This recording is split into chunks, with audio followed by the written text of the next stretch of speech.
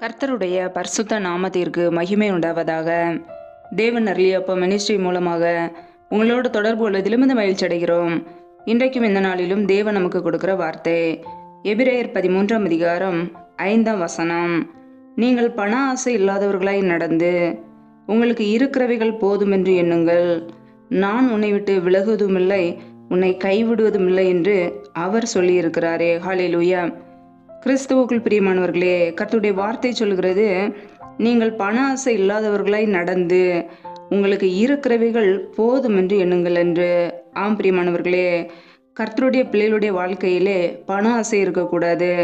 நாம் பண ஆசை இல்லாதவர்களாய் வாழ வேண்டும். நமக்கு இருக்கிறவைகள் போதும் என்று எண்ண வேண்டும். ஒவ்வொரு நாளும் கர்த்தர் நம்மை நடத்துகிறார், நம்முடைய தேவைகளை சந்திக்கிறார். ஒவ்வொரு நாளும் உண்ணவும் உடுக்கவும் நமக்கு எல்லாவற்றையும் அவர் ஆயத்தப்படுத்தி கொடுக்கிறார். நம்முடைய தேவைகளை சந்தித்து நம்மை போஷிக்கிறார், நம்மை பாதுகாக்கிறார். அப்படிப்பட்ட தேவன் நம்மோடு கூட இருக்கும்போது நாம் பண ஆசைக்கு இடம் கொடுக்கக்கூடாது. நம்முடைய வாழ்க்கையிலே ஒவ்வொரு நாளும் நம்மை நேர்த்தியாய் நடத்துகிறவர் நம்முடைய தேவனாகிய கர்த்தர். ஹல்லேலூயா. அவர் நம்மோடு கூட இருக்கிறார். நான் உன்னை விட்டு விலகுவதும் இல்லை, உன்னை கைவிடுவதும் இல்லை என்று அவர் சொல்கிறார். ஆம் பிரியமானவர்களே, நம்முடைய வாழ்க்கையிலே பண ஆசைக்கு இடம் கொடுக்காதபடிக்கு இருக்கிறவைகள் போதும் என்று நம்முடைய எண்ணத்திலே நாம் எண்ணும்போது, அவைகளை வைத்து நாம் வாழ பழகும்போது, நம்முடைய வாழ்க்கையிலே தீமையான காரியங்களுக்கு இடம் கொடுக்காமல் நாம் வாழ முடியும். கர்த்தருடைய பிள்ளைகள் எப்பொழுது இயேசு கிறிஸ்துவை ஏற்றுக்கொண்டோமோ அவருடைய பிள்ளைகளாய் வாழ அழைக்கப்பட்டு இருக்கிறோம். பண ஆசை இல்லாதவர்களாய் இருக்கிறவைகள் போதும் என்று எண்ண வேண்டும். ஹல்லேலூயா. வேதத்தில் நாம் பார்க்கிறோம், 1 தீமோத்தேயு 6ஆம் அதிகாரம் 6ஆம் வசனத்திலே, போதும் என்கிற மனதுடனே கூடிய தேவ பக்தியே மிகுந்த ஆதாயம் என்று வசனம் சொல்கிறது. ஆம் பிரியமானவர்களே, கர்த்தருடைய பிள்ளைகளுக்கு போதும் என்கிற மனது இருக்க வேண்டும். இன்றைக்கு அநேகருடைய வாழ்க்கையிலே போதும் என்கிற மனது இல்லாததினாலே அநேக கடன் பிரச்சனைகள், உபத்திரவங்கள், தேவையில்லாத வீண் செலவுகள், பொருள் ஆசையினாலே அநேக வித தீமையிலே சிக்கிக்கொள்கிறார்கள். கர்த்தருடைய பிள்ளைகள் பண ஆசை இல்லாதவர்களை நடக்க வேண்டும். வேதம் சொல்கிறது, பணமோ எல்லாவற்றிற்கும் உதவும் என்று. ஆம் பிரியமானவர்களே, பணம் எல்லாவற்றிற்கும் உதவும். ஆனால் பண ஆசை நமக்கு இருக்கக்கூடாது. நாம் செய்கிற வேலைகளை கர்த்தர் ஆசீர்வதித்திருக்கிறார். நாம் என்னென்ன வேலைகள், வியாபாரங்கள் செய்கிறோமோ, என்னென்ன தொழில்கள் செய்கிறோமோ எல்லாவற்றையும் கர்த்தர் ஆசீர்வதித்து நமக்கு நல்ல வருமானத்தை கொடுக்கிறார். அனுதினமும் நம்மை நடத்துகிறார், போஷிக்கிறார், உடுத்துவிக்கிறார். அப்படிப்பட்ட தேவன் நமக்கு இருக்கும்போது நமக்குள்ளே பண ஆசை, வீணான எண்ணங்கள் வரக்கூடாது. ஹல்லேலூயா. இன்றைக்கு அநேகருடைய வாழ்க்கையிலே பண ஆசையினாலே மற்றவர்களுடைய வாழ்க்கையை கெடுத்து, மற்றவர்களுடைய சொத்துக்களை அபகரித்து, மற்றவர்களுடைய பொருட்களை அபகரித்து, அநேக தீமையான காரியங்களை செய்து கர்த்தருக்கு பிரியமில்லாத வாழ்க்கை வாழ்ந்து கொண்டு இருக்கிறார்கள். கர்த்தருடைய பிள்ளைகள் நம்மை நாமே ஆராய்ந்து பார்க்க வேண்டும். நம் தேவனுக்கு பிரியமாய் வாழ்கிறோமா? ஒவ்வொரு நாளும் பண ஆசை இல்லாதவர்களாய் அவருடைய சித்தத்தை செய்கிறோமா? தீமையான காரியங்களை விட்டு விலகிவிட்டோமா என்று யோசிக்க வேண்டும். வேதம் சொல்லுகிறது, பண ஆசை எல்லாம் தீமைக்கும் வேறாய் இருக்கிறது. சிலர் அதை இச்சித்து விசுவாசத்தை விட்டு வழுவி அநேக வேதனைகளாலே தங்களை உருவ குத்தி கொண்டு இருக்கிறார்கள் என்று வசனம் சொல்கிறது. ஆம் பிரியமானவர்களே, இன்றைக்கு பண ஆசையினாலே அநேக பேர் தீமையிலே சிக்கிக்கொள்கிறார்கள். இயேசு கிறிஸ்து மீது வைத்த விசுவாசத்தை விட்டு வழுவி வேதனைகளிலே சிக்கி தவிக்கிறார்கள். கர்த்தருடைய பிள்ளைகள் பண ஆசையை விட்டு விலக வேண்டும். ஹல்லேலூயா. வேதத்திலே யூதாஸ் காரியத்து பண ஆசை உள்ளவனாய் இருந்தான். பண ஆசையினாலே இயேசு கிறிஸ்துவையை காட்டி கொடுத்தான். ஆனால் முடிவோ மரணம். முடிவு இப்படிப்பட்ட காரியங்களாக இருக்கிறது. பண ஆசை ஒரு மனிதனுக்குள்ளே இருக்கும்போது அங்கே நல்ல நிலைமை இருக்காது. பல ஆபத்துகள், பல பிரச்சனைகள் இருக்கும். கர்த்தருடைய பிள்ளைகள் ஒருபோதும் பண ஆசையில் சிக்கி கொள்ளாதபடிக்கு, சத்ருவானவனுக்கு இடம் கொடுக்காதபடிக்கு பண ஆசை இல்லாதவர்களாய் நடக்க பழகி கொள்ள வேண்டும். நம்முடைய வாழ்க்கையிலே கர்த்தர் நமக்கு சகாயராய் இருக்கிறார், நம்மோடு கூட இருக்கிறார். ஒருவேளை மனிதர்கள் நமக்கு உதவி செய்ய மறுக்கலாம். மனிதனுடைய உதவி விருதா என்று வேதம் சொல்கிறது. ஆனால் கர்த்தர் நமக்கு சகாயராக இருந்து நம்முடைய தேவைகளை சந்தித்து ஒவ்வொரு நாளும் நம்மை நடத்துகிறார் இருக்கிறார். ஹல்லேலூயா.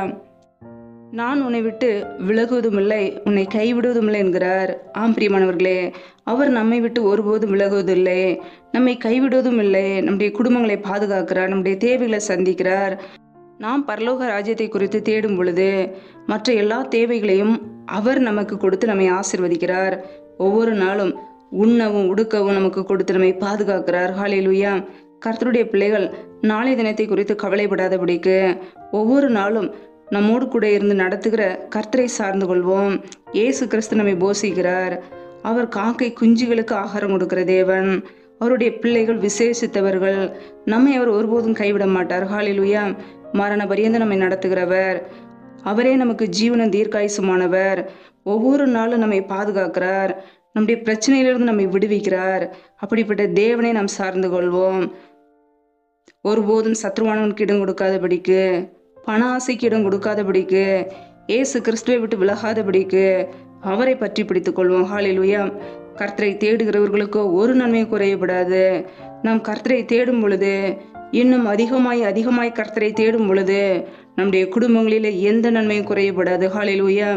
ஒருவேளை நன்மை குறையப்படுகிறதா, ஆசீர்வாதங்கள் குறையப்படுகிறதா, நன்மைகள் தடைபடுகிறதா, நாம் கர்த்தரை இன்னும் அதிகமாய் தேடுவோம். கர்த்தரை தேடுகிற பிள்ளைகள் ஒரு நாளும் வெட்கப்பட்டு போக மாட்டார்கள். ஹல்லேலூயா. கர்த்தருடைய பிள்ளைகள் பண ஆசை இல்லாதவர்களாய் நடப்போம். இருக்கிறவைகள் போதுமென்று எண்ணுவோம். கர்த்தர் நம்மோடு கூட இருந்து முடிவு பரியந்த நம்மை நடத்துவார். ஹல்லேலூயா. கர்த்தர் தாமே இந்த வார்த்தையின்படி உங்களை ஆசீர்வதிப்பாராக. ஆமென். நம்மை நாமே அவருடைய சமூகத்திலே தாழ்த்தி அர்ப்பணித்து ஜெபிப்போம். ஜெபம். எங்களை அதிகமாய் நேசிக்கிற எங்கள் அன்பின் பரலோக தகப்பனே, மை துதிக்கிறோம், ஸ்தோத்திரிக்கிறோம் அப்பா.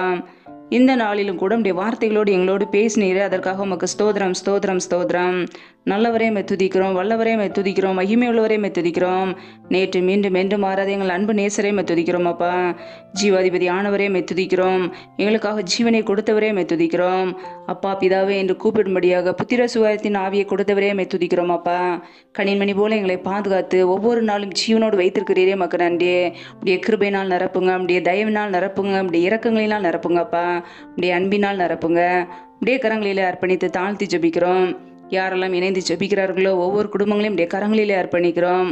ஒவ்வொரு குடும்பங்களையும் என் தேவன் பொறுப்படுத்திக் கொள்வீராக, ஆசீர்வதிப்பீராக. பிள்ளைகள் செய்த தவறுகள், குறைகள், குற்றங்கள், உமக்கு விரோதமான பாவங்கள் எல்லாவற்றையும் மன்னிப்பீராக. உடைய பரிசுத்த இரத்தத்தினால் கழுவி ஒரு விசை சுத்திகரிங்கப்பா.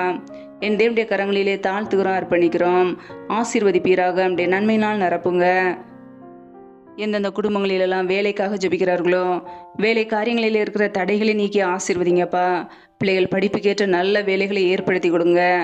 வேலை காரியங்களில் இருக்கிற தடைகள் முற்றிலுமாக நீக்கப்பட்டு போவதாக. இயேசு கிறிஸ்துவின் வல்லமில்ல நாமத்தினால தடைகள் இப்பொழுதே நீக்கப்பட்டு போவதாக. ரீபா கபாரா ஷேகே லேதினமா கரா தரபலஹா ரீபா ஹோதர ஷேதின மகாதரபலா. என் தேவனை வழி நடத்துங்க. பிள்ளையுடைய வாழ்க்கையில் இருக்கிற எல்லா தடைகளையும் நீக்கி ஆசீர்வதிங்கப்பா. எந்தெந்த குடும்பங்களிலெல்லாம் வேலைகள், தொழில்கள், வியாபாரங்கள் செய்கிறார்களோ என் தேவன் ஆசீர்வதிங்கப்பா. பிள்ளைகளுடைய கையின் கிரியைகளை பெருக பண்ணுங்க, வர்த்திக பண்ணுங்க. கையின் பிரயாசங்களை ஆசீர்வதிங்க. கையின் பிரயாசங்கள் தேவையில்லாத செலவுக்கோ, வீண் செலவுக்கோ, மருத்துவ செலவுக்கோ, வடிகன்னு சொல்லி போகாதபடிக்கு என் தேவன் ஆசீர்வதித்து பெருக பண்ணுங்க. உடைய கரங்களில் அர்ப்பணித்து தாழ்த்தி ஜெபிக்கிறோம். எந்தெந்த குடும்பங்களிலெல்லாம் கற்பத்தின் கனிக்காக பல மாதங்களாக கண்ணீரோடு பாரத்தோடு ஜெபிக்கிறார்களோ என் தேவன் அந்த குடும்பத்தை பொறுப்படுத்தி வழி நடத்துவீராக. என் தேவன் பிள்ளைகளை ஆசீர்வதிங்கப்பா. கற்பத்தின் கண்ணியில் இருக்கிற தடைகளை முற்றிலுமாக நீக்கி ஆசீர்வதிப்பீராக. என் தேவன் தடைகளை நீக்குகிறவர். பிள்ளைகள் வாழ்க்கையில் இருக்கிற தடைகளை நீக்கி ஆசீர்வதிங்க. மற்றவர்களுக்கு முன்பாக வெட்கப்பட்டு போகாதபடிக்கு தலைநிமிர செய்யுங்கப்பா. அன்னாலை ஆசீர்வித்த தேவன் பிள்ளைகளையும் ஆசீர்வதிங்க. பழுகி பெறுகிற கிருபைகளினால் நிரப்புங்க. அப்படியே கரங்களிலே தாழ்த்தி அர்ப்பணித்து ஜெபிக்கிறோம். எந்தெந்த குடும்பங்களிலெல்லாம் திக்கற்ற பிள்ளைகளாய் தனிமையோடு வாழ்கிறார்களோ, கணவரால் கைவிடப்பட்ட ஒரு சூழ்நிலையிலே யாருமே இல்லாமல் வாழ்கிறார்களோ என் தேவன் அவர்களை தொடுவீராக. அப்படியே கரங்களில் அர்ப்பணிக்கிறோம். பிள்ளைகள் வாழ்க்கையில் உள்ள எல்லா தேவைகளையும் சந்திங்கப்பா. திக்கற்ற பிள்ளைகளுக்கு நீரே சகாயர்.